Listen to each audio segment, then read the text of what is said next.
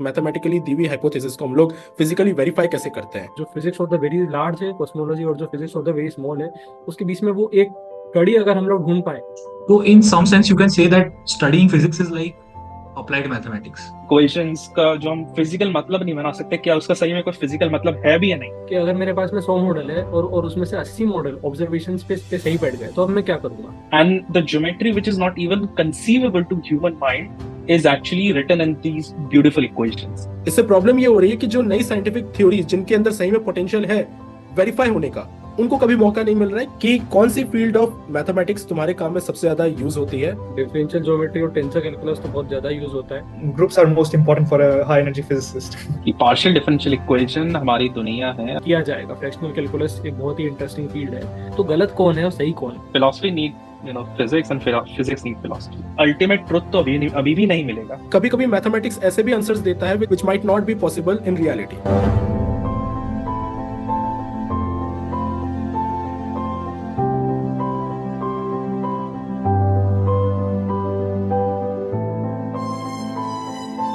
चाहे हम लोग यूनिवर्स के बनने को ले ले या फिर छोटी छोटी चीजें जिससे पूरा यूनिवर्स गवर्न कर रहा है, जैसे क्वांटम मैकेनिक्स, इन दोनों चीजों में एक चीज कॉमन है और इस चीज को हम लोग कहते हैं mathematics. Mathematics for some reason is the tool by which we try to understand the universe. किसी भी स्केल पे देख ले, फिजिक्स की किसी भी फील्ड में देख ले, mathematics is very important. Physicist जिनको नेचुरल फिलोसोफर बोला जाता है, उनको यही बोला जाता है कि without mathematics you are just philosopher trying to use some logic and all. It is the mathematics which is giving you tool to have some empirical evidence and then the understand the universe. तो mathematics एक ऐसी चीज है जो हम लोग हमारी day to day life में बहुत अच्छे तरीके से यूज करते हैं। लेकिन मैथमेटिक्स की हिस्ट्री बहुत ही इंटरेस्टिंग रही है। स्टार्टिंग अगर हम लोग करें मेसोपोटामियन या फिर बेबुलियन टाइम से हम लोग बात करें, तो उस टाइम वो लोग मैथमेटिक्स को एज अ टूल यूज करते थे। फिर प्लेटो का टाइम आया जिन्होंने मैथमेटिक्स केवल टूल से हटके थोड़ा अलग देखा। प्लेटो एक प्लेटोनिक हेवन, प्लेटोनिक यूनिवर्स में मानते थे। उनका ये मानना था कि ये जो ज्योमेट्रीज होती हैं, ये ज्योमेट्रीज बेसिकली इस फिजिकल रियलिटी से परे होती है, और उस फिजिकल रियलिटी से परे जो रियलिटी एग्जिस्ट कर रही है हम सबके बाहर, उसको समझने का एक ही तरीका है, आइदर थ्रू मैथ्स या फिर हमारे कॉन्शियसनेस या फिर हमारे सोल के थ्रू। उनका ये मानना था बिकॉज हमारे पैदा होने से पहले हमारी सोल उधर रहती है, तो उसकी मदद से हम लोग मैथमेटिक्स का इंट्यूशन बिल्ड कर पाते हैं, because it was very magical for him कि मैथमेटिकल इंट्यूशन कहाँ आ रहा है। इस बात पे बहुत सारे डिबेट हैं। काफी सारे मैथमेटिशियंस आए, काफी सारे फिलोसोफर्स आए जिन्होंने इसको सपोर्ट किया, जो कि इसके अगेंस्ट में गए। हिल्बर्ट ने बहुत अपने फेमस क्लेम्स दिए थे, अलग अलग लोगों ने क्लेम दिए। हार्डी का मानना था कि मैथ इन्वेंटेड है, बहुत लोगों का मानना था कि मैथ्स डिस्कवर्ड है। तो ये अभी भी एक ओपन क्वेश्चन है कि मैथ एक्चुअली में डिस्कवर्ड है या फिर इन्वेंटेड है। इसके बारे में हम लोग बहुत डिटेल में बात करेंगे। लेकिन one thing which is for sure that for some reason mathematics बहुत बहुत बहुत बढ़िया तरीके से फिजिकल यूनिवर्स को समझने में काम कर रहा है। और व्हेन आई से फिजिकल यूनिवर्स, मतलब कि ये यूनिवर्स जो हम लोग देख पा रहे हैं, इसमें मैथमेटिक्स बहुत बढ़िया तरीके से काम कर रही है। तो ऐसा क्या एस्पेक्ट ऑफ मैथमेटिक्स है जो इतने परफेक्ट तरीके से काम कर रही है? क्या क्या चीजें हम लोग समझ सकते हैं इस मैथमेटिक्स की मदद से? क्या मैथमेटिक्स की कुछ लिमिटेशन है? ऐसे कुछ हम लोग डीप फिलोसॉफिकल और थोड़े से टेक्निकल क्वेश्चंस के ऊपर बात करेंगे। और इसके ऊपर डिस्कशन करने के लिए हमारे पास एक बहुत ही बढ़िया ग्रुप ऑफ पैनलिस्ट आया हुआ है। सबसे पहले मैं स्टार्ट करूंगा अमेया से। अमेया ने अपनी मास्टर्स की थी एस्ट्रोफिजिक्स एंड कॉस्मोलॉजी से, एंड अपने मास्टर्स के टाइम ही was also working in the field of quantum field theory. फिर then he started his PhD in the mathematics department of BITS Hyderabad. अभी अमेया का जो मेन वर्क रहता है वो होता है कॉस्मोलॉजी फील्ड में, और कॉस्मोलॉजी में भी specifically he works on the modified gravity. फिर हम लोग मनीष के बारे में बात करते हैं। मनीष और मैं कई सालों से एक दूसरे को जानते हैं, और मनीष ने अपनी बैचलर्स जो है वो थियोरेटिकल न्यूक्लियर फिजिक्स में की थी जयपुर से। Then he went to Germany, जहां पर उसने यूनिवर्सिटी ऑफ वियना से अपनी मास्टर्स की, जिसमें उसमें standard model extension of neutrino के ऊपर अपनी थीसिस के ऊपर वर्क किया था। अभी right now he is planning for PhD in the quantum gravity theory में। साथ साथ में ही has studied QFT, perturbative non perturbative theory, और बहुत अलग अलग चीजें स्टडी कर रखी है। मनीष साथ साथ में Max Planck Institute of evolutionary anthropology में पार्ट टाइम जॉब भी कर रहा है। Then we have Saurabh. Saurabh अभी फिलहाल ही is doing his PhD from the Max Planck Institute of radio astronomy, और उसका जो मेन काम है it is in theoretical astrophysics, साथ साथ में ब्लैक होल रिसर्च में। अब ब्लैक होल रिसर्च में सौरभ ने काफी अलग अलग फील्ड में काम किया हुआ है। ही has worked on magnetic field and he is working on magnetic field. General relativity के अलग अलग टेस्टिंग के ऊपर उसका वर्क चल रहा है। बेसिकली ब्लैक होल के अलग अलग एस्पेक्ट पे सौरभ का काम चल रहा है। So this is something about Saurabh. Then we have Prakhar. हम सब यहाँ पर मैथमेटिशियन तो नहीं है, फिजिसिस्ट है, लेकिन प्रखर एक लौता है जो मैथमेटिशियन अपने आप को बोल सकता है। Right now he is in first year of his masters degree in university of Lucknow. वहां पर वो ये लाइक मैथमेटिक्स के रेल में काम कर रहा है। उसको काफी सारा इंटरेस्ट अभी नंबर थ्योरी में आ रहा है, नंबर थ्योरी कैसे वर्क कर रही है। अच्छा, प्रखर के बारे में इंटरेस्टिंग बात ये है that he started his career like being a physicist. उसको चाहिए था कि वो फिजिसिस्ट बन सके, पार्टिकल फिजिक्स में काम करे, बट धीरे धीरे उसको प्योर मैथमेटिक्स में काफी इंटरेस्ट आता गया। और फिर आज के टाइम में प्रखर मैथमेटिक्स में ही स्टडी कर रहा है, अपनी मास्टर्स भी उसी में कर रहा है। Then we have Om. Om का जो प्राइमरी फील्ड ऑफ रिसर्च है दैट इज कॉस्मोलॉजी, बट साथ साथ में ही has worked in the field of particle physics, cosmic inflation, early universe of to dark energy, black hole, space time singularity, और भी बहुत सारी चीजों के ऊपर काम किया हुआ है।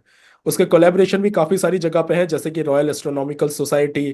फिर he is also research associate at the international centre for space and cosmology. इसके अलावा बहुत सारे इंटरनेशनल कोलैबोरेशन के भी ओम पार्ट है।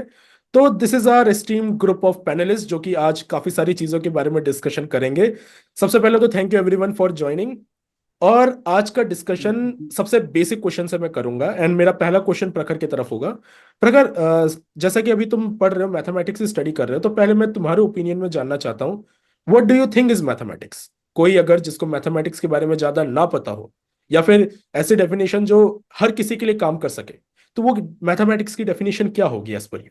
मतलब मेरा पर्टिकुलर व्यू उसको लेके ये है कि जैसे मैं पर्सनली, क्योंकि जैसा मैंने बताया कि मैं थोड़ा फिजिक्स बैकग्राउंड से ही आता हूँ, तो मतलब मैं भी मैथ्स के जो स्ट्रक्चर्स हैं उनको मतलब एक प्लेटोनिक सेंस में ही देखता हूँ।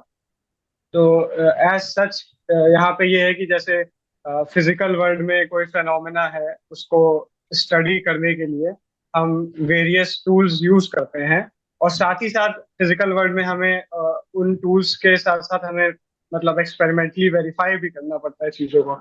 बस लेकिन मैथ्स के केस में अब हमारे पास थोड़ी एब्स्ट्रैक्ट एंटिटीज आ जाती हैं, जिनकी भी प्रॉपर्टीज जो जो वो खुद में और भी रिच होती हैं। तो जैसे लाइक अगेन नंबर्स की बात कर लें, तो नंबर्स के केस में नंबर्स ए प्रायोरी काफी सिंपल से लगते हैं, पर जैसे ही हम उनकी डेप्थ में जाते हैं, जैसे हम कोशिश करते हैं, जैसे प्राइम नंबर्स को ले लें, तो प्राइम नंबर्स वैसे तो उनको डिफाइन करना काफी आसान है, पर अगर हम उनकी प्रॉपर्टीज को फर्दर स्टडी करना चाहें तो इतने बड़ी बड़ी ओपन प्रॉब्लम्स निकल के आती है, जैसे आज के टाइम पे रीमान हाइपोथेसिस जो अभी तक अनसॉल्व्ड है, and it has to do with primes as well. तो कुछ कुछ इसी सेंस में कि मतलब मैं मैथ्स को फिजिक्स से एज सच बहुत डिफरेंट नहीं देखता हूँ, बट ऑब्जेक्ट्स जिनको स्टडी करते हैं वो डिफरेंट हो जाते हैं। और मैथ्स में एक और चीज आ जाती है, and it is the concept of proof. मतलब जैसे फिजिक्स में हमें किसी चीज की वैलिडिटी को टेस्ट करने के लिए उसको एक्सपेरिमेंटली वेरीफाई करना पड़ता है, पर मैथ्स में ये प्रूफ का कॉन्सेप्ट है जिसका कोई फिजिकल काउंटर पार्ट नहीं है। तो ये प्रूफ क्या करता है कि अगर हमें कोई असर्शन को ट्रू दिखाना है, उसकी वैलिडिटी दिखानी है, तो हमें उसको डिड्यूस करना पड़ेगा कुछ सेट ऑफ एग्जाम से, कुछ सेट ऑफ बेसिक प्रिंसिपल से, जिनको हम क्या कह सकते हैं, मतलब सेल्फ एविडेंट समझते हो, कुछ ऐसे फंडामेंटल ट्रुथ्स जिनकी वैलिडिटी टेस्ट करने के लिए हमें कोई वो चीज नहीं चाहिए, कुछ और जरिया नहीं चाहिए, हम उनको अज्यूम करके चलते हैं, फिर बाकी ट्रुथ्स को उनसे डराइव करते हैं। तो ये बस एक जो प्रूफ का कॉन्सेप्ट है, ये थोड़ा फिजिक्स से डिफरेंट है। बाकी एज सच मैं भी मैथ्स को एक स्टडी ऑफ मैथमेटिकल ऑब्जेक्ट्स की ही तरह देखता हूँ। तो प्रखर, जैसा कि अभी बात की तुमने कि मैथमेटिक्स को एक उस तरीके से देखते हो कि मैथमेटिकल ऑब्जेक्ट को स्टडी करने के हिसाब से ही। मेरा नेक्स्ट क्वेश्चन अमया से है। हाँ। अमया, राइट नाउ जैसे कि तुम अभी कॉस्मोलॉजी पे काम कर रहे हो, स्पेसिफिकली मॉडिफाइड ग्रेविटी, बट वो है मैथमेटिक्स डिपार्टमेंट में। सो ऐसा क्या रीजन है कि ये काम एग्जैक्टली मैथमेटिक्स डिपार्टमेंट में ही हो रहा है, and what aspect of physics you are dealing with and what aspect of mathematics you are dealing with. Okay, so as Prakhar ने बोला कि मैथ्स और फिजिक्स दोनों काफी इंटरलिंक्ड है। तो जैसे फिजिक्स का काफी हद तक जो हम स्टडी करते हैं, स्पेशली थियोरेटिकल फिजिक्स, काफी ज्यादा मैथमेटिक्स यूज करके करते हैं। तो in some sense you can say that studying physics is like applied mathematics. If it's not all abstract mathematics, तो काफी काफी हद तक आप अप्लाई कर रहे हो मैथमेटिक्स को, what ever things you know. In that sense I think कि वाइल स्टडिंग फिजिक्स आपको बहुत सी चीजों को ध्यान रखना पड़ता है. जैसे you have to check with experiments, data, things that you already know for sure, which have been measured, बहुत बार मेजर हो चुकी है और बहुत बार कंफर्म्ड है हमारे साथ. तो उसको, वो एक पार्ट हो गया. बट प्रिडिक्शन जहाँ पे आता है कि अब हमको, हमारे पास डेटा है, हम एक्सप्लेन कर सकते हैं, बट अब हमको prediction, we want to make some new prediction, तो उसके लिए I think mathematics is very important. Hmm nice. Saurabh, मेरा नेक्स्ट क्वेश्चन तुम्हारे साथ है कि जैसे कि मैंने बोला कि प्रिडिक्शन के लिए बहुत बढ़िया तरीके से मैथ काम कर जाती है, मैथ की वजह से प्रिडिक्शन करते हैं, but at the end of the day हमको वो प्रिडिक्शन लेना होता है इस फिजिकल वर्ल्ड से. जैसा कि तुम्हारा काम चल रहा है रिलेटेड टू ब्लैक होल्स, और उस काम में ऐसी भी चीजें आती है कि हम लोगों को बहुत सारे एविडेंसेस लेने पड़ते हैं.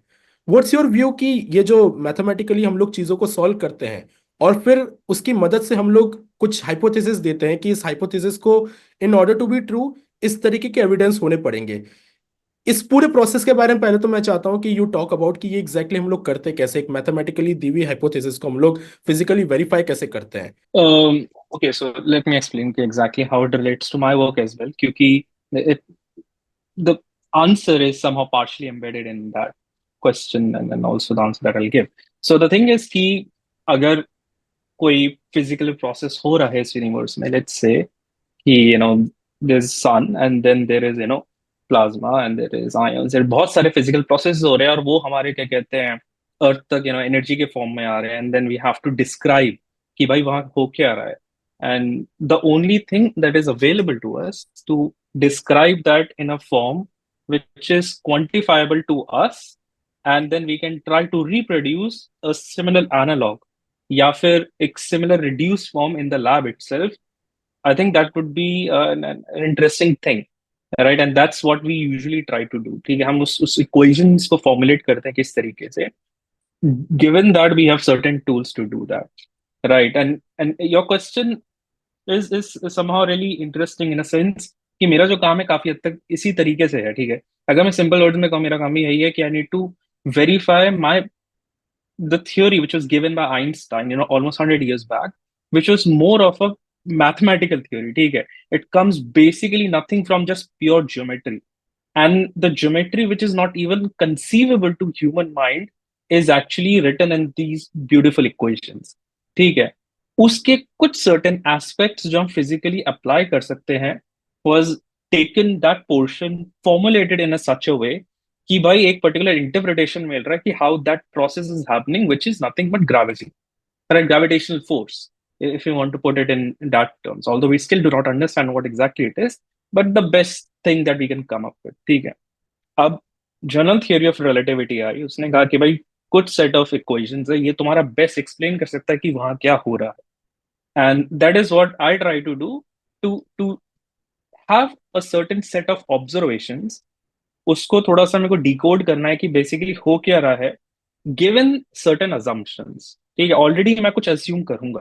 फिजिक्स मोस्टली यही चीज होती है. ठीक है, तुम अज्यूम करते हो कि भाई ये चीज इस तरीके से हो रही है, ये चीज इस तरीके से हो रही है, लेट्स अज्यूम दैट. और वो काफी हद तक सही भी होती है, because that's what we have been doing it for the past thousands of years एक तरीके से. ठीक है, हम उसको बस अपग्रेड कर रहे हैं, एंड फिर हम उस चीज को अप्लाई करते हैं और देखते हैं कि भाई सब एकदम उस तरीके से चल रहा है, राइट? तो I think your question is somehow also linked to mathematical reality. ठीक है, कि हमारी जो reality है, whether it is totally based on mathematics, जो I think somehow can be generalized to this question कि भाई जो हम equations का जो हम physical मतलब नहीं बना सकते, क्या उसका सही में कोई physical मतलब है भी या नहीं. ठीक है, so that is something which is quite interesting and quite intriguing to explore. But yeah, I think it's still an open question. ये काफी इंटरेस्टिंग एस्पेक्ट था जो सौरभ ने बताया. और जब हम लोग बात करते हैं कि हम लोग हमारे मैथमेटिकल हाइपोथेसिस को जब हम लोग फिजिकल ऑब्जर्वेबल के साथ कंपेयर करने की बात करते हैं, तो बात ये है कि मैथमेटिक्स बहुत अलग अलग तरीके की प्रिडिक्शन दे सकता है. अगर मेरे पास, मैं एक एग्जांपल देता हूँ, अगर मेरे पास किसी पर्टिकुलर मोशन को कैलकुलेट करने के लिए क्वाड्रेटिक इक्वेशन है, उस क्वाड्रेटिक इक्वेशन के मेरे पास दो सॉल्यूशन आ सकते हैं, बट इन रियलिटी उन सॉल्यूशन में से एक ही होगा जो फिजिकल वर्ल्ड में वर्क करेगा. सो इट सीम्स लाइक कि कभी कभी मैथमेटिक्स ऐसे भी आंसर्स देता है which might not be possible in reality. अब ये बात मैं इसलिए कर रहा हूँ because Om is working in some of the most bizarre aspect of cosmology. जैसा कि वो बात कर रहा है कि अलग अलग कॉस्मोलॉजिकल फिनोमिनास पे काम कर रहा है। So Om, when you do your work, how you define it? Do you think you are working on something which is actually physical in nature, या फिर ये मैथमेटिक्स का ही एक एक्सटेंशन है? I know being a physicist हमारा at the end of the day motivation ये होता है कि हम लोग फिजिकल यूनिवर्स को समझे, but when you are working on something, how confident are you कि ये एक रियलिटी का एस्पेक्ट हो सकता है और इसको मैं किसी इंपेरिकल एविडेंस से कंफर्म कर सकता हूँ? सो आई वुड से कि एक्चुअली जब अपन लोग ये बात करते हैं कि भाई कोई ऐसी एग्जोटिक थियोरी है, मतलब चाहे मान लीजिए कि वो अर्ली यूनिवर्स की हो या फिर चाहे मान लीजिए लेट यूनिवर्स की हो, डार्क एनर्जी, डार्क मैटर, ये सब कुछ हो, तो आपने जैसे कहा और जैसे बहुत लोगों को मालूम होगा, ये स्ट्रिंग थ्योरी और ये सब जो आजकल जो क्वांटम ग्रेविटेशनल थियोरीज जो हैं, उनका उनका हमारे एस्ट्रोफिजिक्स, हमारे कॉस्मोलॉजी पे बहुत ज़्यादा योगदान होने लग गया है, एटलीस्ट पिछले 30-40 सालों से। तो अब हमारे पास में बहुत सारे मॉडल्स हैं जो कि पार्टिकल फिजिक्स से इंस्पायर्ड है, पर वो हमारे जो शुरुआती ब्रह्मांड है या फिर हमारे ब्रह्मांड के आने वाला समय कैसा होगा, उन सबको समझाने में हमारे लिए मददगार साबित हो सकते हैं। परंतु अब बात अगर इस बात पे करना है कि भाई उनमें से मान लीजिए मेरे पास में 100 मॉडल है, तो फिर अब उन 100 मॉडलों में से क्या सारे के सारे मॉडल सही हैं? तो अब जैसे सौरभ जी ने बोला, भाई हम लोग ऑब्जर्वेशन से ट्राई करते हैं कि भाई हम लोग देख पाए कि भाई कौन सा मॉडल सही है नहीं है। पर मान लीजिए कि अगर मेरे पास में 100 मॉडल है और उसमें से 80 मॉडल ऑब्जर्वेशन पे सही बैठ गए, तो अब मैं क्या करूंगा? ऐसी चीज आपको लगता होगा कि अरे भाई ऐसा थोड़ी हो सकता है, बट हम लोग जब इन्फ्लेशन की बात करते हैं फॉर एग्जांपल, जो अर्ली यूनिवर्स में होता है, तो हमारे पास में बेसिकली एक जू है मॉडल्स का, इन्फ्लेशन का, जो जिसमें सारे के सारे मॉडल्स आप जो है ऑब्जर्वेशनली बता सकते हैं कि हाँ भाई ये वाला मॉडल भी फिट बैठ रहा है, ये वाला मॉडल भी फिट बैठ रहा है, क्योंकि हमारे पास में जितनी ऑब्जर्वेशन है वो सब उन सारे मॉडल्स के साथ में कंसिस्टेंट बैठ सकती है। तो मेरा पर्सनली ये मानना है कि ऑब्जर्वेशंस ऑफ कोर्स बहुत ज़रूरी है, और ये तो साइंटिफिक मेथड का भाई फर्स्ट रूल है कि भाई आपकी जो भी थियोरी हो वो भाई साइंटिफिकली भाई साउंड होने के लिए एक्सपेरिमेंटली उसका कुछ वेरिफिकेशन होना चाहिए।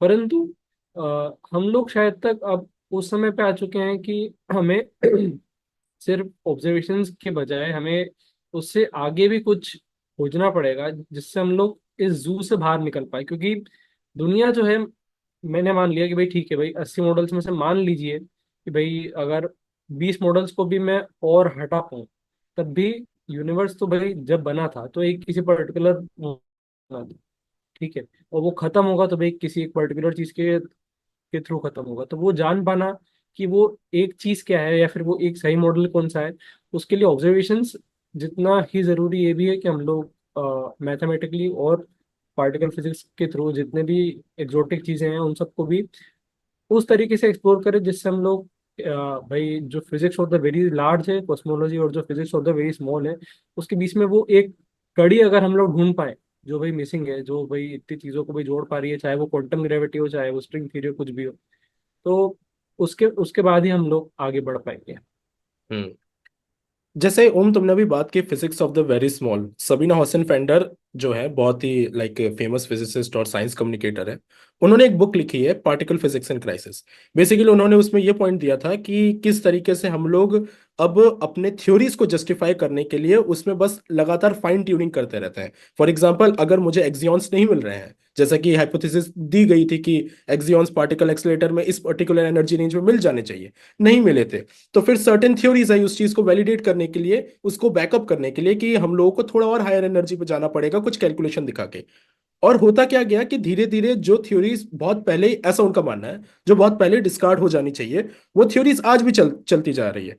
इससे प्रॉब्लम ये हो रही है कि जो नई साइंटिफिक थ्योरीज जिनके अंदर सही में पोटेंशियल है वेरीफाई होने का, उनको कभी मौका नहीं मिल रहा है, क्योंकि eight the end of the day funding agencies जो है उनको नहीं पता कि एग्जैक्टली क्या चल रहा है, उनको एक्सपर्ट्स बताते हैं, और एक्सपर्ट्स आर दोज पीपल जिन्होंने वो सारे मॉडल्स दिए हैं। और एक वो बायसनेस आ जाता है थोड़ा बहुत कि अगर मैंने कोई मॉडल दिया है तो मैं उस चीज को डिफेंड करूंगा, वो चीज आ जाती है। At the end of the day हम सब ह्यूमंस है, there can be exceptions, but normally ऐसा ही होता है।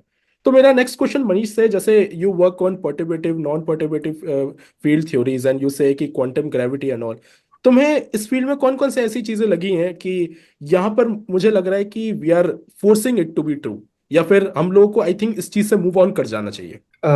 Thank you. पहले तो जैसा कि क्वेश्चन जैसे स्टार्ट हुए थे और आपने पूछा था कि मैथमेटिक्स का क्या इम्पोर्टेंस है और what where on the grounds mathematics stands, उस बात पे मैं प्रॉकर से अग्री करूंगा बिल्कुल। And I would like to add one thing कि mathematics I consider, and it's not exactly I consider, I think it's the language of the universe. कि और आप यूनिवर्स में कुछ भी समझाने जा रहे हो तो you can do it most likely with the help of mathematics. May be आज नहीं तो कल, बट आप कर सकते हो उस चीज़ को। और सेकेंडली, जैसे कि किसी ने बोला था कि proof and all is important which distinction between maths and physics.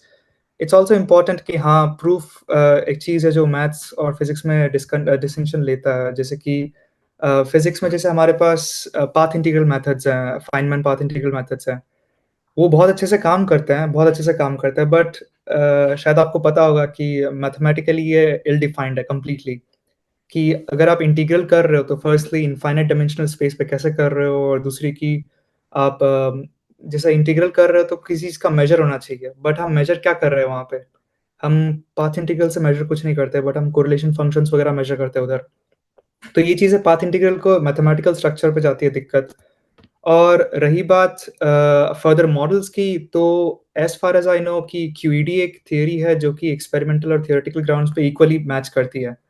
अब पॉइंट ये आता है कि हम सब चीज़ें लाइट की मदद से देखते हैं, और जब हमारे पास wavelength of light equal to size of object होगी तभी हम देख पाएंगे लाइट की मदद से।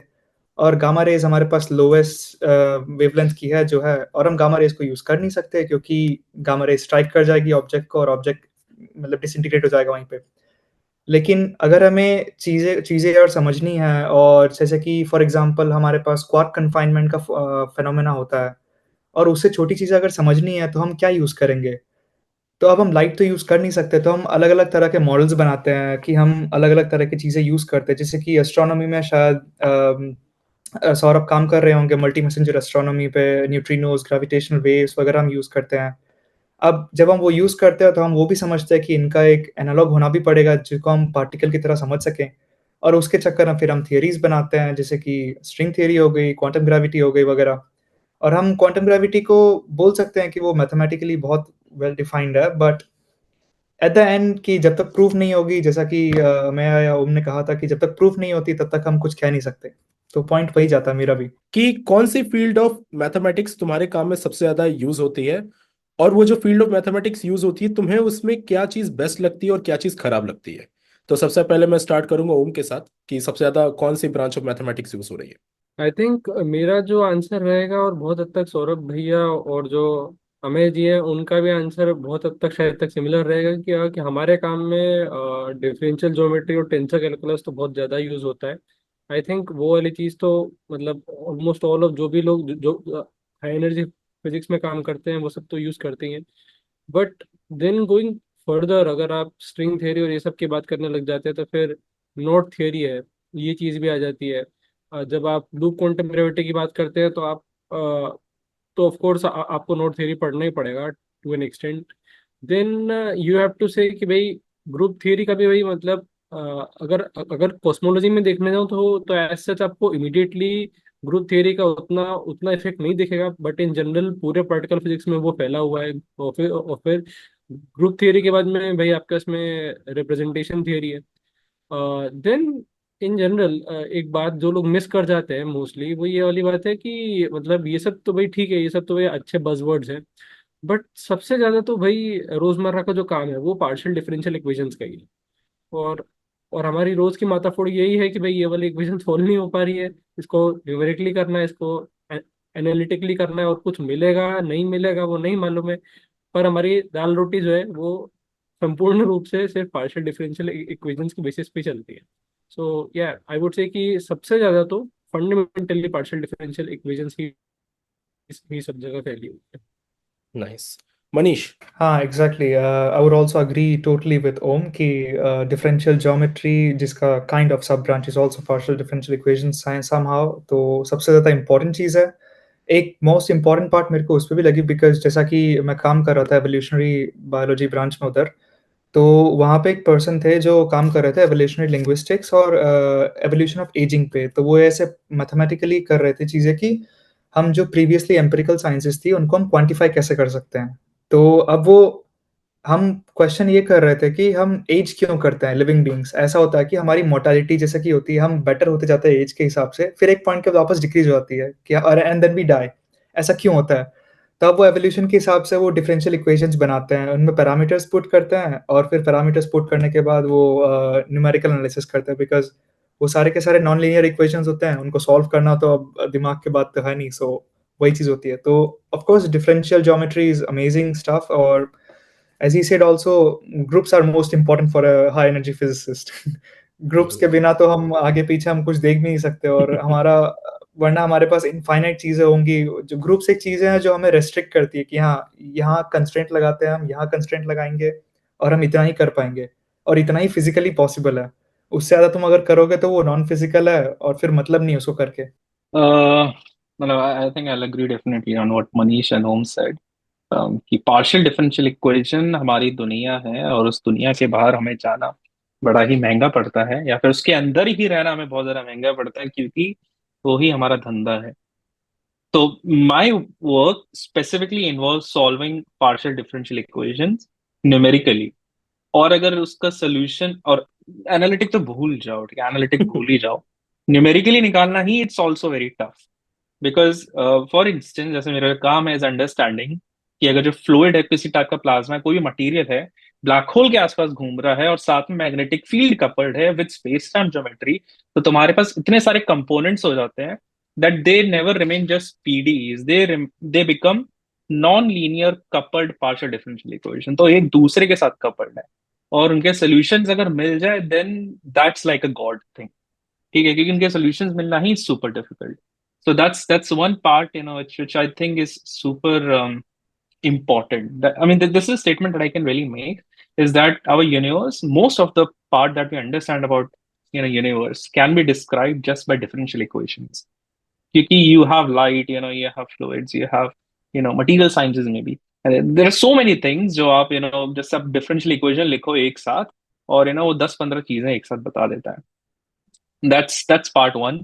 Second, I think a bit too important as well, जिसमें मैं डायरेक्टली काम नहीं करता, but I would like to, would be topological spaces. ठीक है, टोपोलॉजी समझना कि आपके पास कोई सरफेस है, ठीक है, वो किस तरीके से डिफॉर्म हो रही है, या उसके ऊपर की ज्योमेट्री कैसी है, right? Specifically in the case of black holes, right? And if you have, let's say, दो सुपर मैसिव ब्लैक होल्स, बहुत, जिसका मास बहुत बहुत ज्यादा है, बिलियन टाइम्स मास ऑफ सन, ठीक है, आसपास है, देन वहां की स्पेस टाइम ज्योमेट्री कैसी होगी? It's not at all easy to get उसका स्पेस टाइम ज्योमेट्री। तो आपको जो आइंस्टाइन की इक्वेशंस हैं उसको सॉल्व करते करते सदियां बीत जाती हैं अगर आप हाथ से करने बैठो, सो ये require computer. So I think these branches are particularly not just important or difficult, but super beautiful, because that actually describes the reality. सो जैसे कि उन्होंने बोला था कि ग्रेविटेशनल ब्लैक होल्स के अराउंड जो differential equations non linear couple differential equations बनाता है, ये मेरा पर्सनल एक्सपीरियंस भी सेम है। जब ग्रेविटेशनल वेव्स के ऊपर मैं कर रहा था, मॉड्यूल लिया था मैंने, तो उसमें भी वही था कि आप इन स्पाइरल का कैलकुलेट कर सकते हो। आप मर्जर के मर्जर का जो एग्जैक्ट फेज होता है ना, जब Phase दो होता है, बॉडीज जब दो बॉडीज इंस्पायर होकर जब मर्जर हो जाती है, तो उस पॉइंट को आप कर ही नहीं सकते कोई कर हालत ही नहीं में। सकते। और उसके बाद आप सब कुछ कर सकते हो, उसके पहले आप सब कुछ कर सकते हो। तो उसके बीच का जो फेज होता है उसको आप सिर्फ मॉडल्स बनाते हो और मॉडल, मॉडल्स को फिट करने की कोशिश करते हो। जैसे कि आप होता है ना कि हम चाबी लगा लगा के ट्राई कर रहे हैं हर लॉक में, जो चाबी फिट हो जाए वो है हमारा मॉडल, जो नहीं फिट हो रही वो नहीं है। क्योंकि एग्जैक्टली उनको सॉल्व करना एग्जैक्टली। एक अलग माथाफोड़ी वाला काम है। जैसे कि हम लोगों ने यहाँ पर अभी बहुत सारे मैथमेटिकल टूल्स के बारे में बात की, ग्रुप थ्योरी किस तरीके से यूज कर रहे हैं, पार्शियल डिफरेंशियल इक्वेशन किस तरीके से यूज कर रहे हैं। बट मैं फिजिसिस्ट के लिए बात करूँ तो eight the end of the day ये सारी टूल्स यूज करने का मोटिवेशन ये होता है कि हम लोग यूनिवर्स के किसी ना किसी एस्पेक्ट को हम लोग समझा सके, जो फिजिकल वर्ल्ड है इसके किसी ना किसी एस्पेक्ट को समझा सके। If you simply enjoy the computation then you are a mathematician. अगर तुम्हें पढ़ी नहीं उसके एंड में क्या है, then you are a mathematician who enjoying the beauty of these arithmetics and geometry and all.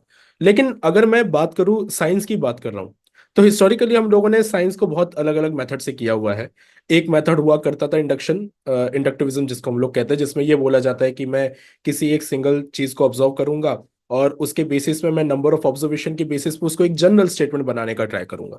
फिर एक उसका, जब उसमें बहुत सारे फेलियर्स दिखे, वो अलग डिस्कशन की बात है, लेकिन जब उसमें बहुत सारे फेलियर्स दिखे तो हम लोगों ने फिर बात की डिडक्टिविज्म के बारे में। डिडक्टिविज्म में ये होता है कि जो बेसिकली हम लोग यहाँ सब कर रहे हैं कि हम लोग पहले एक थ्योरी बनाते हैं और फिर उस थ्योरी को हम लोग ट्राई करते हैं किसी इंपेरिकल एविडेंस से वेरीफाई करने के लिए।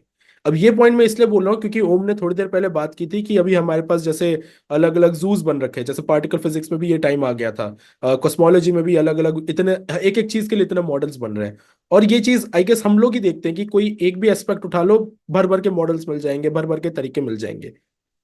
मेन यहाँ पर बात आती है कि what do you think is the way out. I know I am asking is a utopian answer कि क्या है, चलो फिजिक्स को पूरी तरीके से, I am not asking for that, I am asking for your opinion कि ये एग्जैक्टली प्रॉब्लम लाई कैसे कर रही है कि इतने सारे मॉडल्स हम लोग ला रहे हैं। क्या अकॉर्डिंग टू यू एक वो तरीका होना चाहिए जिसकी वजह से एटलीस्ट हम लोग एक एज पे हम लोग बात कर पाए कि हम लोगों को इससे ज्यादा चीजें तो बात नहीं, एक फिल्टरेशन प्रोसेस होना चाहिए कि एटलीस्ट वो मॉडल एटलीस्ट किसी चीज को तो क्लैरिफाई करे, तब जाके हम लोग, क्योंकि eight the end of the day अगर हम लोगों को किसी चीज को ऑब्जर्वेशन या एक्सपेरिमेंट या डिटेक्शन से सॉल्व करना है तो वो हमारे पास लिमिटेड है। फिजिक्स में हमारे एक्सपेरिमेंट्स वैसे ही बहुत महंगे होते हैं, वो लिमिटेड है, तो वो लिमिटेड मॉडल्स पे काम कर सकते हैं। So how are you going to agree कि हमको इन पर्टिकुलर मॉडल को टेस्ट करना है? मनीष। ओके, जैसा कि उन्होंने कहा कि हाँ इनफाइनाइट अमाउंट ऑफ मॉडल्स है, नॉट एग्जैक्टली इनफाइनाइट बट हाँ बहुत सारे मॉडल्स है, एक सी ऑफ मॉडल्स है जो कि है।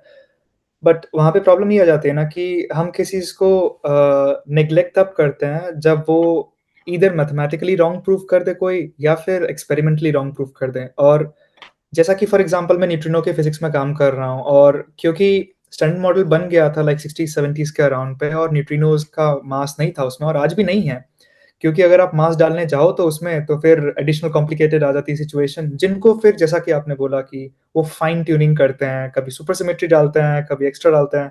और जैसा कि मैं खुद काम कर रहा हूँ उसमें एडिशनल हिग्स मल्टीप्लेट्स डाल रहे हैं। अब जैसा कि आप बोल रहे हो कि हम बॉर्डर कहाँ ड्रॉ करें यहाँ पे, तो ये एक बहुत ही मतलब फिलोसॉफिकल क्वेश्चन आ जाता है यहाँ पे कि हम बॉर्डर कैसे ड्रॉ करें और कैसे डिफाइन करें। बिकॉज जब हमने हिग्स का डेफिनेशन दिया था तो उसमें ऐसा था कि ठीक है, हम एक हिग्स पार्टिकल लेके रखते हैं, और लेके रखने के बाद उसको हम हमारी अगर एक एक डबलेट है तो उस एक डबलेट का मतलब इतना होना चाहिए मास, जिसको हमने मतलब मेजर कर लिया। लेकिन हमने जो मेजर किया था उसको एक पर्टिकुलर एनर्जी विंडो में मेजर किया था। अब प्रॉब्लम ये आता है कि हम अगर हम एनर्जी एक्सेस कर नहीं पा रहे हैं तो हम कैसे नेग्लेक्ट कर दें कि हमारा जो मॉडल्स हैं फर्दर वाले वो गलत है, और क्या पता वन हिग्स डबलेट की जगह एन हिग्स डबलेट हो। तो यहाँ अभी बॉर्डर ड्रॉ करना मुश्किल चीज़ है, और एटलीस्ट मुझे सच पता नहीं कहाँ बॉर्डर ड्रॉ करनी है। बट हाँ, फिजिक्स में कॉन्सेप्ट है यूनिवर्सलिटी बोल के, जो प्रोबेबली फ्यूचर में यूज हो सकता है कहीं ना कहीं पे। बिकॉज बहुत सारे माइक्रोस्कोपिक प्रॉपर्टीज जो होती हैं वो एट सम पॉइंट और अदर एक सम स्केल पे उसको आप मैच करा सकते हो, जो कम्प्लीटली डिफरेंट सिस्टम्स को रिप्रेजेंट करती है स्टिल। तो प्रोबेबली उसका कहीं ना कहीं एक्सटेंशन हो, वो अगर आ जाए तो अच्छी बात है, वरना तो चल रहे हैं हम। मैं तो एक एग्जांपल दे दूंगा इस बात पे कि अभी मैंने खुद ने मतलब recently with collaborator of mine in Lisbon and another collaborator in India, हम लोगों ने होलोग्राफिक डार्क एनर्जी का एक नया पैराडाइम ही दे दिया है, and that paper has been accepted in physics letters B. तो अब हमने जो पैराडाइम दिया वो क्या है, वो ये है कि जो अब होलोग्राफिक डार्क एनर्जी बेसिकली ये है कि जो आइडिया है होलोग्राफिक प्रिंसिपल का, जो कि सस्किंड और ट्यूफ ने दिया है क्वांटम ग्रेविटी के लिए, हम उसे लेट यूनिवर्स पे अप्लाई करते हैं और हम डार्क एनर्जी को उसके थ्रू समझना चाहते हैं। अब ये आइडिया आया था 2001 में, चल ठीक है। अब उसके बाद में फिर क्या हुआ, लोगों एक नया मॉडल बना जिसका नाम पड़ा सालिस, होलोग्राफिक डार्क एनर्जी। उसमें क्या हुआ कि भाई अगर आप जो है थर्मोडायनेमिक्स के फंडामेंटल आइडियाज को अगर आप चेंज करते हो तो एक नई प्रकार की होलोग्राफिक डार्क एनर्जी आ जाती है, जो ये सालिस वाली है। एक और मॉडल है रेनिये करके, एक और मॉडल है कानियाडाकिस करके। इन सब में यही था कि इन सारे मॉडल्स में फंडामेंटल थर्मोडायनेमिक्स चेंज हो रहा है, मतलब कि अपना जो जो स्टैंडर्ड फॉर्मुलेशन है गिब्स एंट्रोपी वो सब चेंज हो रहा है। ठीक है, चलो। फिर जॉन बैरो जिनके बारे में आई थिंक मोस्टली सब लोग जानते होंगे यहाँ पे, उनने एक और मॉडल दिया। वो था जिसमें भाई फ्रैक्टल स्ट्रक्चर जो है, अगर स्पेस टाइम फ्रैक्टल स्ट्रक्चर में तो कैसी होलोग्राफिक डार्क एनर्जी आएगी, तो उन्होंने दिया। हम लोगों ने जो दिया है, हम लोगों ने ये दिया है कि अगर फ्रैक्शनल कैलकुलस का यूज किया जाएगा, फ्रैक्शनल कैलकुलस एक बहुत ही इंटरेस्टिंग फील्ड है कैलकुलस की, जिसमें हम लोग फ्रैक्शनल नल डेरिवेटिव्स और इन सब की बात करते हैं। तो अगर फ्रैक्शनल कैलकुलस का यूज किया जाएगा तो होलोग्राफिक डार्क एनर्जी कैसे आ पाएगी, हमने वो दिया। अब इन सब अब हमारा पेपर भी, जो हमारा पेपर अभी रिव्यू हुआ और वो एक्सेप्टेड हो गया है, और हमने ये भी दिखाया कि ऑब्जर्वेशनली वो ट्रू है। अब बाकी जितने पेपर्स हैं, सालिस, रेनी, वो सब गलत हो गए? नहीं। जो इनिशियल पेपर था, वो जो इनिशियल होलोग्राफिक डार्क एनर्जी थी, अभी भी लोग उसके ऊपर काम कर रहे हैं। तो गलत कौन है और सही कौन है भाई? टू एन एक्सटेंट भाई, चलो ठीक है, इनिशियल डार्क एनर्जी जो मॉडल था होलोग्राफिक वाला, उसमें थोड़ी सी गलतियां थी, और हम लोगों ने उसको भाई हम लोग उसके आगे गए हैं। परंतु इसका ये मतलब नहीं होगा कि भाई वो वाली चीज गलत हो गई, या फिर हम लोग ज्यादा सही हैं। सो इवेंचुअली आई थिंक कि भाई जितने मॉडल्स हैं, हम लोग मॉडल जू बोलते हैं, पर सारे मॉडल्स किसी ना किसी वेल मोटिवेटेड चीज के थ्रू ही बेस्ड होते हैं। तो अगर हम लोग एक स्वूप में बोलेंगे कि तुम सब गलत हो, तुम सब सही हो, तो उसके लिए बहुत स्ट्रॉन्ग रीजनिंग चाहिए। एंड आई थिंक अभी जैसे अमय जी ने बोला कि भाई वो कोई एक पर्टिकुलर चीज शायद तक हमारे पास में नहीं है, तो I think that is true over here as well. ये तो सिर्फ होलोग्राफिक डार्क एनर्जी का एग्जांपल है, but like in general I think similar theme plays across cosmology and particle physics. Hmm. Saurabh. Great, मतलब सब लोगों ने काफी काफी आंसर दे दिया है। मतलब मैं इसमें पर्सनल ओपिनियन दे सकता हूँ ज्यादा से ज्यादा। Right, and somewhat I would agree with Manish and Om. और हाँ, this is more of a philosophical question than a scientific question. ठीक है, there is this one very interesting article by Carlo Rovelli in which the title says philosophy need physics and physics need philosophy. उसमें basic उसका same यही argument था कि भाई तुम्हारे पास इतने मॉडल्स हैं, भर भर के थ्योरीज है, right. For instance you have lots of modified gravities. ठीक है, तुम्हारे पास जनरल रिलेटिविटी जो आइंस्टाइन ने दी थी, तुम उसमें थोड़ा थोड़ा मॉडिफाई करके with some physical motivation of course तुम एक नई ग्रेविटी थ्योरी बना देते हो। ठीक है, अब उस ग्रेविटी थ्योरी के अंदर तुम्हारे पास थाउजेंड्स ऑफ सॉल्यूशंस आ सकते हैं, और ऐसी थाउजेंड्स ऑफ ग्रेविटीज हैं। So millions and billions of such solutions might exist. अब तुम भाई इन सब चीजों में how will you even able to test that? Let's say, for instance, even if you are able to put up a method which can test everything, ठीक है ना, उसको भी तुम्हें करने के लिए how would you even rely on the results? कि भाई तुम्हें कुछ ना कुछ constraints मिलेगा, तुम्हें अल्टीमेट ट्रुथ तो अभी भी नहीं मिलेगा। What you will get is कि उस पर्टिकुलर थ्योरी में वो किस एक्सटेंट तक वैलिड करती है। ठीक है, same goes with general relativity as well. ठीक है, अगर आपको जनरल रिलेटिविटी को टेस्ट करना है, तो सबसे पहला बेसिक टेस्ट अगर आप कर सकते हो, you can do with satellites going around earth. You can test basic relativity with that. फिर सोलर सिस्टम बेस्ड टेस्ट होगा, एंड देयर इज दिस क्या कहते हैं, जो डिफ्लेक्शन है कि भाई एक स्टार पीछे है, सन यहाँ पे है, अर्थ ऐसे घूम रहा है, तो जो स्टार से जो लाइट आ रही है वो थोड़ी सी बेंड होगी, और तुम उसको टेस्ट कर सकते हो। उसके अंदर भी एरर बार्स आते हैं। ठीक है, सो इट्स लाइक तुम वो जाओगे कैसा, और इसका जो आंसर देने वाला जो एक मैकेनिज्म है, it's super difficult.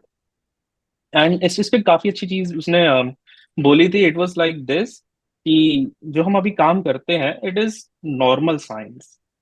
What Einstein did was revolutionary science. Why? Because मतलब I am just talking about the outside of it, not the internal, अंदर से। इज दैट कि जो आइंस्टाइन ने थ्योरी दी थी, वो उसने ऑब्जर्वेशन को देख के एकदम से नहीं दी थी। If you look at from the outside, as such is just a theory जो कहेगा भाई ऐसा हो सकता है। ठीक है, कुछ कुछ कॉन्सेप्ट्स लिए और ये सब जोड़ जाड़ के उसने अच्छी तरीके से, whatever his philosophy was, I am not commenting on that, उसने उसके बेसिस पे कहा कि अच्छा ऐसा कुछ बन सकता है। And then the starting to fit, 1916 में फिर ऑब्जर्वेशन किया, अच्छा हाँ भाई ठीक है ऐसा कुछ हो सकता है, and then this deflection and light कैसा हो रहा है, right. And then it comes and what we are trying to do is somehow deductive thinking एक तरीके से। ठीक है, कि भाई एक थ्योरी बना दी, and then we are trying to test that. Consequently, like for even for my field, and I should say, I work on similar thing, which is testing general relativity. Now, there is this one aspect that we try to use to actually test multiple theories in just one go. Okay? And sometimes this can be called as, let's say, null hypothesis test, तो what you do is कि तुम एक theory को directly test कैसे करोगे, तुम एक hypothesis put करोगे। तो यू पुट एन हाइपोथेसिस कि let's say the given theory is false. You assume कि भाई वो थ्योरी गलत है, अब तुम उसकी प्रोबेबिलिटी कितनी है through observation, right? You calculate the probability that the theory is wrong. And if you find that probability to be super low, then you can say कि with this much probability, this theory might be right. That is what we say as null hypothesis test. ठीक है, हम एक क्या कहते हैं alternative hypothesis देते हैं एक तरीके से, and then we try to test that. In a similar way, we have parameterization कि भाई एक तुम एक general class of solution बना दो जो 10,000 या whatever solutions को एक में encapsulate कर लो। अब उसको तुम टेस्ट करो, अब तुम उसके बेसिस पे देखो कि भाई वो सब जो जनरलाइज्ड क्लास है वो एक बेसिक थ्योरी को कितना ट्रू प्रूव कर सकता है, right? So this is just attempts to do that and the real answer is far from truth. Prakhar, तुम्हारे लिए मेरा थोड़ा सा एक अलग क्वेश्चन है। तो जनरली फिजिसिस्ट क्या हाँ करते हैं कि हम लोग किसी फिनोमिना को नोट करते हैं और उस फिनोमिना के बेसिस पे हम लोग कोई भी मॉडल बनाते हैं और उसके ऊपर वर्क करते हैं।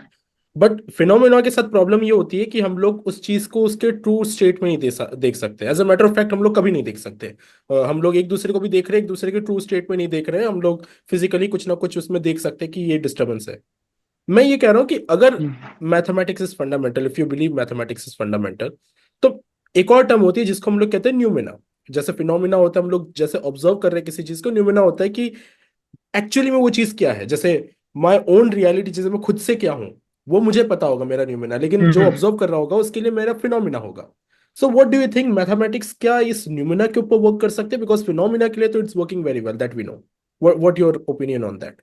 मतलब अगेन लाइक अगर मतलब जैसे किसी चीज का जो एक फंडामेंटल नेचर है वो एक मेरे ओपिनियन में तो वो काफी लाइक मिस्टीरियस ही रहता है। मतलब एक सॉर्ट ऑफ वो एब्स्ट्रैक्ट एंटिटी है। तो मतलब किसी भी चीज का ट्रू नेचर ले लें तो जैसे अगेन मतलब अगर हम फिजिकल ऑब्जेक्ट्स की बात करें और हम उनको अगेन जैसे हम फिजिकल नेचर में अगर हम कोई शेप ऑब्जर्व कर रहे हैं तो वो हम उसको ऑब्जर्व कर रहे हैं, वो एक तरीके से फेनोमेना के अंदर आ गया। तो जो आपने ये बोला कि उसका ट्रू नेचर क्या है, तो जो उसका जो ये नोमेना वाला चीज है, ये मेरे ख्याल से mathematics it does capture it by like abstracting out the properties of that shape. तो और मतलब अगेन क्योंकि जैसा मैंने बताया कि किसी भी चीज का जैसे कोई पर्टिकुलर शेप है, ट्राइंगल है, उसका जो फंडामेंटल नेचर है वो हम डायरेक्टली ऑब्जर्व नहीं कर सकते हैं। तो हमने ये हमने ये मेथड डेवलप किया कि हम उसकी प्रॉपर्टीज को एब्स्ट्रैक्ट आउट करें, उससे एक थ्योरी बनाएं और उस थ्योरी से हम उस शेप के बारे में और भी ट्रू स्टेटमेंट्स डिड्यूस करें। तो बेसिकली जैसे ज्योमेट्री का पूरा क्या कहते हैं हिस्टोरिक पर्सपेक्टिव ऐसा ही टाइप का था कि मतलब कुछ जो हम फंडामेंटल यूक्लिडियन शेप्स देखते हैं अगेन लाइक वो क्या है एग्जैक्टली क्या है ये चीज तो हम एक्सपेरिमेंटली तो नहीं पता लगा सकते हैं, पर हमने कुछ उनकी जो प्रॉपर्टीज हो उनको प्रिमिटिव्स की तरह ले लिया, एग्जाम की तरह ले लिया, और कुछ ऐसी प्रॉपर्टीज जो बहुत फंडामेंटल लगे, जैसे 2 पॉइंट है तो उनके थ्रू एक लाइन पास ही करेगी। तो ये एक जो sort of self evident facts है जो एक मतलब जिनका कोई डाउट नहीं है, जिनको लेके ऐसी चीजों को अगर हम एक्सेप्ट कर लें तो हम उनके मतलब उन्हीं ज्योमेट्रिक चीजों के बारे में और भी ट्रू फैक्ट डिड्यूस कर सकते हैं इस एक्सियोमैटिक मेथड के थ्रू। तो आपका अगेन जो क्वेश्चन है कि मतलब ये जो हम फंडामेंटल नेचर है ये जो चीजों का नोमेना, ये मैथमेटिक्स कैप्चर कर पा रही है कि नहीं, तो मेरा आंसर इस पे यही है कि सॉर्ट ऑफ मैथमेटिक्स इस चीज के लिए ही बनी है और लाइक वो चीजों का जो फंडामेंटल नेचर है वो बाय डेफिनेशन कैप्चर कर रही है, क्योंकि लाइक हम सॉर्ट ऑफ उसे बनाए ही इस तरीके से।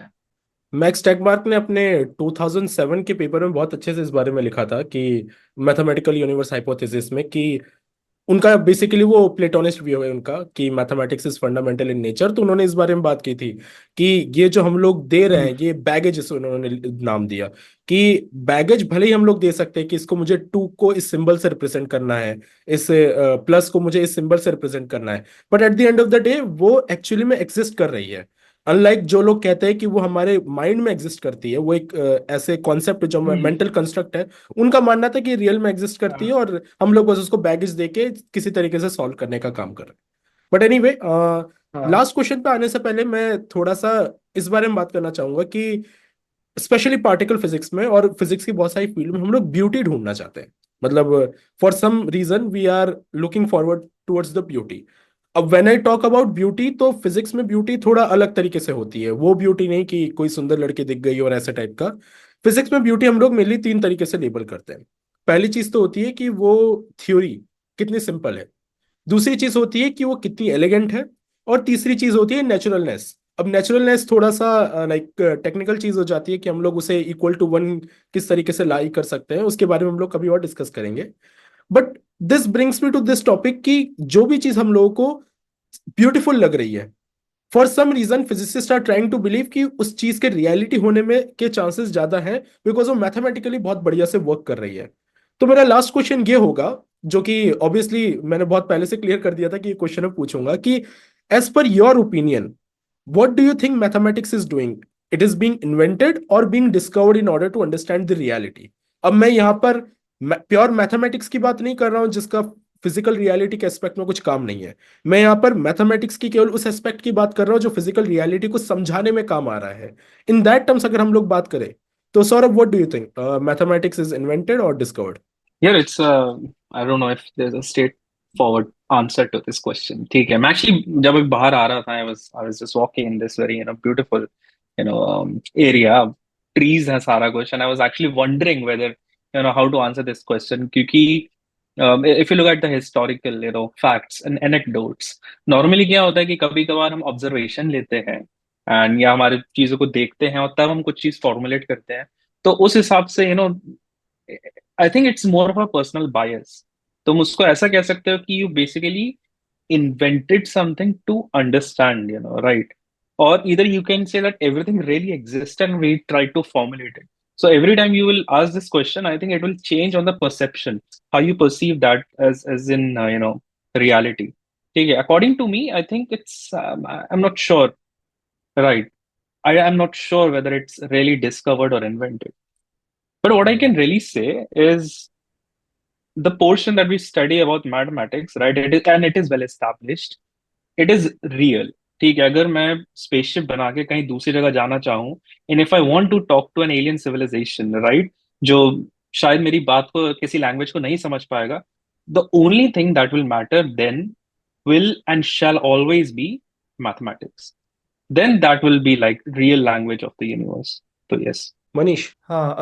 Firstly, I would comment on your thing that you said physicists or scientists want to search beauty. Okay, it's good, but I have a different perception कि जैसा आप बोलते हो ना कि हम ब्यूटी ढूंढते हैं सिंपल चीज़ों में, मतलब हम सोचते हैं कि अगर वो चीज़ सिंपल है तो that's beautiful. I would back to differ in this part because हम ये बोलते नहीं है कि फॉर एग्जांपल मैंने बहुत कम लोगों को बोलते हुए सुना ये कि okay normal circle squared and everything are beautiful and string theory is not beautiful because, तो मेरा यहाँ पे ओपिनियन ऐसा चाहता है कि हम ब्यूटी ढूंढते हैं but as a physicist you search for the beauty in chaos. तो जैसा आपने बोला कि हमारा डेफिनेशन ऑफ ब्यूटी थोड़ा सा अलग जाता है, वो ट्रू है क्योंकि हम जितनी एग्जॉटिक चीजें देखते हैं यूनिवर्स में वो सारी केओटिक है और they would take like micro seconds और nano seconds to kill us and they are still beautiful.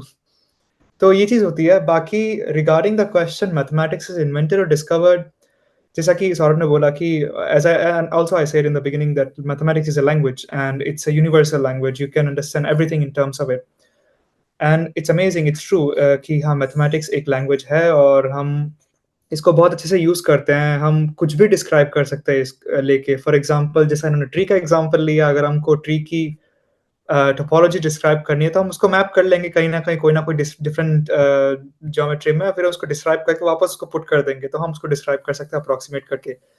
बाकी मेरा आंसर जाएगा इस पे यहाँ पे कि काइंड ऑफ इंटरसब्जेक्टिव थिंग जैसा कि अगर आपने होमो सेपियंस पढ़ी होगी तो उन्होंने वो डिस्क्राइब करते हैं वहाँ पे एक चीज़ की इंटरसब्जेक्टिव थिंग होती है, जैसे कि मनी हो गया, लैंग्वेज हो गई, बट टोटली इंटरसब्जेक्टिव नहीं बोलूँगा बिकॉज़ लैंग्वेज यहाँ पे इंटरसब्जेक्टिव होती है जो अलग-अलग कल्चर्स की लैंग्वेज होती है, बट मैथमेटिक्स क्योंकि यूनिवर्सल है, तो वो काइंड ऑफ इंटरसब्जेक्टिव भी है और बहुत तरीके से ऑब्जेक्टिव भी है। क्योंकि वो अप्लाई करती है हर जगह पे, तो हम उसको ऐसे नेग्लेक्ट नहीं कर सकते। और कोई चीज़ें जैसे होती है कि लोग किसी चीज़ पे बिलीव करते हैं या फिर जैसे कि कुछ भी हो गया, कंट्रोवर्शियल टॉपिक नहीं लूँगा, जैसे कि फॉर एग्ज़ाम्पल एस्ट्रोलॉजी हो गई, लोग उस पे बिलीव करते हैं, बट मैथमेटिकली वो कितना रिच है या फिर मैथमेटिकली वो कितना एक्यूरेट है, वही चीज़ होती है जो हमें डिफाइन करेगी कि वो कितनी रियल है वहाँ पे। तो वहाँ वो मेरा कनेक्शन जाता है कि मैथमेटिक्स रियलिटी को कैसे डिफाइन करती है, वो चीज़ इम्पोर्टेंट है मेरे लिए। हम्म। अमेय। हाँ, इसमें ये मानना है, जैसे प्रखर ने कुछ टाइम पहले बोला था कि अ, जैसे शेप्स को लेके, बहुत आइडियल शेप्स को लेके हम लोग टेरेन या फिर उसके लिए मेजर करने के लिए यूज करते हैं। मेरा कहीं ना कहीं यही मानना है कि mathematics is basically we are extracting very ideal things from nature, and then we are just repurposing them to define nature or to understand nature better. So मेरा कहीं ना कहीं ये मानना है कि mathematics is actually invented, and it is, well, you can say that it is the human mind which is trying to understand everything around us. And like Manish put very well, ki it's a language. I wouldn't agree on the universal language part so much, but I would say that it's a language, this is the best we have, and so far we have no reason to doubt it. But so it's a human language, like language to understand, and it works pretty well. So in that sense, I would say that mathematics is invented rather than discovered. नाइस। Om. So firstly जो आपने जो beauty वाली part बोली थी, I think all of us who work on like cosmology, particle physics, or like even like pure math, like whenever we have been working for like 5 to 6 days on something, and all of a sudden we arrive at some मतलब किसी equation पे आते हैं, and ऐसा लगता है और यार बाकी सारे टर्म्स कैंसल आउट हो गए, एंड एकदम से 2-3 टर्म ही बचे रहते हैं। तो आई थिंक उस टाइम पे हर किसी के मन में वो जो तलपड़े का जो बैकग्राउंड म्यूजिक है ना, टेने वाला, वो हम्म। बच जाता है वो वाली इक्वेशंस देख के। तो I think all of us in that sense, मतलब उस सेंस में बहुत ही डीप सेंस में एडमायर तो करते ही हैं ब्यूटी को। एंड आई थिंक जो डिरैक ने जो बोला था कि भाई मुझे विश्वास, भाई उससे जब पूछा था कि एंडरसन ने, तो भाई चलो अच्छा हुआ भाई, 3 साल में ही तुम्हारा एंटीमेटर वाली चीज को प्रूव कर दिया। तो उसने बोला था नहीं, मैंने तो जब मेरी इक्वेशन देखी थी तब से मुझे विश्वास था, क्योंकि वो ब्यूटीफुल थी। तो मुझे मतलब नहीं था कि 3 साल बाद करे फिर 30 साल बाद करे, मुझे मालूम था कि होएगा। सो मैं वैसा नहीं बोलूंगा कि भाई कि भाई हर चीज में भाई वैसा ही है, बट आई थिंक कि हाँ देखो भाई भाई भाई किसी ना किसी तरीके से, मतलब मोस्टली, मतलब whenever we like study some theories, कभी कभी ऐसा लगता है कि यार यार ये टर्म्स कैंसल आउट होने के लिए ही बने थे क्या, मतलब ये कैसे क्यों हो गया। सो आई थिंक वो वाली बात तो है। And my personal opinion is that अभी हम लोग बोलते हैं कि भाई लैंग्वेज है ये है, और हम लोग भाई पूरे यूनिवर्स को इस चीज से हम लोग भी डिस्क्राइब कर सकते हैं। तो एक बात मुझे लगती है कि भाई हम लोग फिजिकल लॉज या फिर हम लोग साइंटिफिक लॉज का बोलते हैं कि भाई वो यूनिवर्सल हो सकती है, कि भाई जैसा मेरे लिए यहाँ पे चल रहा है वैसा किसी दूसरे बंदे के लिए जो मेरे कॉस्मिक होराइजन के भी आगे वैसा भी शायद तक चले गई। तो जो चीज हमें वो सारी चीजें डिस्कवर करने का मौका दे रही है, ठीक है, क्योंकि मैथ नहीं होता तो अपन लोग कहाँ से करते हैं सब। तो जो चीज इतनी फंडामेंटल है, जो हमें हमारे कैपेबिलिटीज, हमारी हमारे बेसिकली औकात से बाहर की हर चीज को भाई भाई देखने का मौका दे रही है, तो वो भी कहीं ना कहीं नेचुरल तो है।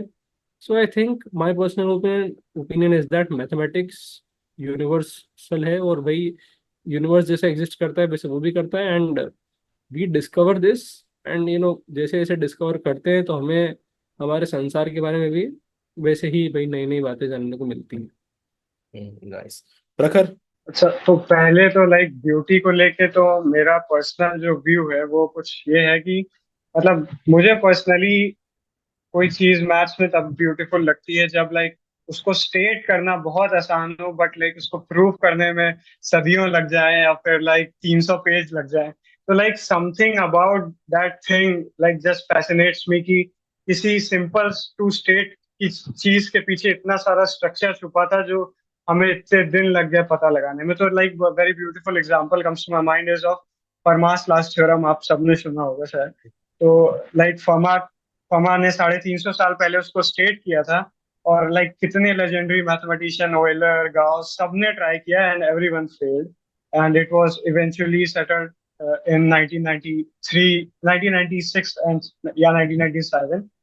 और फिर लाइक उसमें भी 150-300 पन्ने लग गए और एकदम कटिंग एज मैथ्स यूज हुई। तो मतलब like it really fascinates me कि कैसे वो जो पर्टिकुलर फर्मा की इक्वेशन है 3 वेरिएबल में, वो अचानक से सेकेंड डिग्री के बाद अचानक से उसके सोल्यूशन होना ही बंद कर जाते हैं। तो like what really about that equation, या व्हाट अबाउट दैट क्या कह सकते हैं, मतलब उसके पीछे का स्ट्रक्चर क्या है, क्या चीज छुपी है, वो एंड्रयू वाइल्स ने, जिन्होंने इवेंचुअली प्रूव किया, अपने प्रूफ के थ्रू उन्होंने समझाया। तो ये एक पर्टिकुलर एग्जांपल हो गया जो काफी ब्यूटीफुल लगता है मुझे कि और दूसरा मुझे बहुत ही फैसिनेटिंग लगता है, अगेन मेरी ही एरिया में है और लाइक उसका फिजिक्स से भी कनेक्शन है, वो है कॉन्सेप्ट ऑफ डुअलिटी। तो लाइक कभी कभी ऐसा होता है कि हम दो डिफरेंट दूर एरियाज ऑफ मैथ्स में कुछ स्टडी करते आ रहे हैं, और कुछ 50-60 साल बाद पता चला कि जो हम स्टडी करते आ रहे हैं वो एक्चुअली में रिलेटेड है, और सिर्फ एनालॉजी ही नहीं एग्जिस्ट करती है, इनफैक्ट एक कंक्रीट ब्रिज एग्जिस्ट करता है जिससे हम एक एरिया के प्रॉब्लम को दूसरे एरिया के थ्रू सॉल्व कर सकते हैं। तो जैसे डुअलिटीज फिजिक्स में भी आप लोग जैसे पार्टिकल फिजिक्स में गेज थ्योरीज में एस डुअलिटी होती हैं, और बाकी कई तरीके की और डुअलिटी होती हैं, और बड़ी फेमस डुअलिटी है एडीएस सीएफटी करस्पॉन्डेंस, जो आप सभी लोग ऑलमोस्ट जानते हो। तो ये सारी डुअलिटीज हो गई, और मैथ्स में भी हमारे पास है कि मतलब हमारे पास ज्योमेट्रिक शेप्स और कुछ फंक्शंस के बीच एक डुअलिटी एग्जिस्ट करती है, जिसको यूज करके एंड्रयू वाइल्स ने फर्मास लास्ट थ्योरम प्रूव किया था। और आज के टाइम पे वो डुअलिटी एक पूरा रिसर्च प्रोग्राम बन गई है जिसको लैंगलैंड्स प्रोग्राम कहा जाता है। तो ये काफी फैसिनेटिंग चीज लगती है मुझे कि कैसे अचानक से मतलब वो उन दो डिफरेंट एरियाज की इतनी रिच हिस्ट्री होती है, एकदम एकदम डिफरेंट टूल्स होते हैं, और अचानक से एक दिन पता चलता है कि वो दोनों एकदम डीपली रिलेटेड है। तो ये एक पर्टिकुलर चीज ब्यूटीफुल मुझे लगती है। और बाकी इन्वेंशन और डिस्कवरी वाले टॉपिक पे तो मुझे ये लगता है कि मतलब मेरा पर्सनल व्यू ये है कि अगर हम मैथ्स को एक गेम की तरह देखें, मतलब लाइक अगेन बड़ा फॉर्मल व्यू है ये, पर लाइक मुझे ये थोड़ा इंटरेस्टिंग लगता है कि अगर हम मैथ्स को गेम की तरह देखें और अगर हम एग्जाम्स को रूल्स की तरह माने, तो जो हमारे एग्जाम्स हैं उनको हम भले ही इन्वेंट करते हैं, पर उनके जो कॉन्सिक्वेंस हैं उनको हम डिस्कवर करते हैं, और वो कॉन्सिक्वेंस काफी मतलब माइंड ब्लोइंग भी हो सकते हैं, काफी ड्रास्टिक हो सकते हैं कि मतलब हम एक्सपेक्ट भी नहीं कर रहे हो कुछ ऐसे रिजल्ट निकल के आए बहुत ही सिंपल एग्जाम्स के थ्रू। तो यहाँ पे ये कुछ थोड़ा सा वियर्ड आंसर होगा, लेकिन कि तो मतलब ये सॉर्ट ऑफ मिक्स है दोनों चीज का, कि हम एग्जाम्स को इन्वेंट करते हैं पर उनके कॉन्सिक्वेंस को डिस्कवर करते हैं, और ये जो इंटरेक्शन है दोनों के बीच का ये काफी रिच है, और लाइक पूरी मैथ्स इसी पे बेस्ड है। ब्रिलियंट। लास्ट में कंक्लूडिंग रिमार्क में यही कहूंगा कि हम लोगों ने काफी सारी बात की कि मैथमेटिक्स बेसिकली क्या है, कैसे हमारे फील्ड में काम हो रही है, हम लोग कैसे इसका यूज कर रहे हैं रियलिटी को समझने के लिए। लेकिन एक एक बहुत ही सिंपल सा और हाइपोथेटिकल केस इमेजिन करते हैं, मान लेते हैं कि कोई एलियन सिविलाइजेशन आती है हमारे पास और हमसे आके पूछती है कि तुम लोग क्या करते हो ये चीजों को समझने के लिए। हम लोग बताते हैं कि हम लोगों ने इतने सारे मैथमेटिकल टूल डेवलप किए, हमारे पास ग्रुप थ्योरी है, हमारे पास गेज गेज सिमेट्री के बारे में हम लोग बात करते हैं, हमारे जितने भी कटिंग एज जो हमारे मैथमेटिकल एप्लीकेशन है उसके बारे में हम लोग बात करते हैं। और फिर वो हमारे हाथ पे सर रख के सहलाते हुए बोलते हैं हाँ मैथमेटिक्स अच्छी थी, कुछ टाइम तक हमने भी यूज किया था, फिर हमको बेटर चीज मिल गई। Just imagine the scenario that time. इसी के साथ मैं आज का फिजिक्स वार्तालाप का सेकंड एपिसोड एंड करूंगा। Thank you very much for joining, और अगली बार हम लोग जल्दी मिलेंगे।